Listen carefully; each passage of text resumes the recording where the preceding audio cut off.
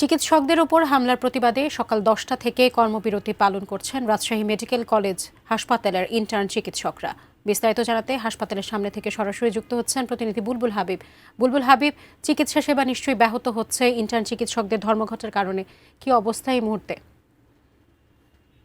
জি, আসলে যেহেতু এখানকার যারা এখন তারা কর্মবিরতি পালন করে মানববন্ধন করছেন এই হাসপাতালের সামনে, তো ইন্টার্ন চিকিৎসকদের সাথে আমরা কথা বলেছিলাম। তারা বলছেন যে সারা দেশে যেভাবে ইন্টার্ন চিকিৎসকদের উপরে হামলার ঘটনা ঘটছে, সে কারণে তারা আসলে ক্ষুব্ধ শঙ্কিত। সে কারণেই তারা আসলে নিরাপদ ক্যাম্পাসের দাবিতে তারা বাধ্য হয়ে এই মানববন্ধন, এই কর্মবিরতি পালন করছেন এবং কর্মবিরতি পালন করে তারা এই মানববন্ধনটা করছে এবং মানববন্ধন শেষে তারা পরিচালক বরাবর স্মারকলিপি প্রদান করবেন। তো আমরা যদি একটু জানার চেষ্টা করি যে আপনাদের দাবিগুলো কি কি, একটু যদি সংক্ষিপ্ত করব। জি, আমরা 9 দফা দাবি নিয়ে এখানে এসেছি। আমাদের মূল দাবি হলো আমাদের চিকিৎসা ক্ষেত্রে চিকিৎসকদের নিরাপত্তা নিশ্চিত করতে হবে।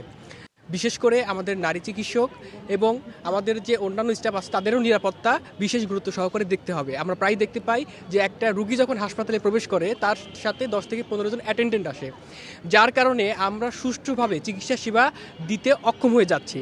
এজন্য আমাদের নিরাপত্তার জন্য হাসপাতালে 24 আওয়ার প্রত্যেকটি ওয়ার্ডগুলোতে আনসার ব্যবস্থা মোতায়েন করতে হবে।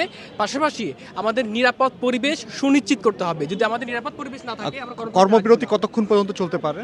আমার দাবিগুলো পেশ করা হয়েছে। দাবি বাস্তবায়ন না হওয়া পর্যন্ত প্রশাসনের পক্ষ থেকে কোনো পজিটিভ যদি ইঙ্গিত না পাওয়া যায় তার আগ পর্যন্ত আমরা আমাদের কর্মবিরতি চালিয়ে যাব। ধন্যবাদ। তো আমরা আসলে ইন্টার্ন চিকিৎসক যারা কর্মবিরতি পালন করছেন তাদের কথা শুনছিলাম। তো যেহেতু আসলে রাজশাহী মেডিকেল কলেজ হাসপাতালে প্রায় 40 থেকে 45টি ওয়ার্ড রয়েছে এবং প্রত্যেকটা ওয়ার্ডেই ইন্টার্ন চিকিৎসকরা তারা তাদের যে কর্তব্য সেটা আসলে পালন করেন, দায়িত্ব পালন করেন। সেই জায়গা থেকে আসলে যেহেতু তারা কর্মবিরতি পালন করছেন, কিছুটা চিকিৎসা ক্ষেত্রের যে ব্যাঘাত সেটা হচ্ছে।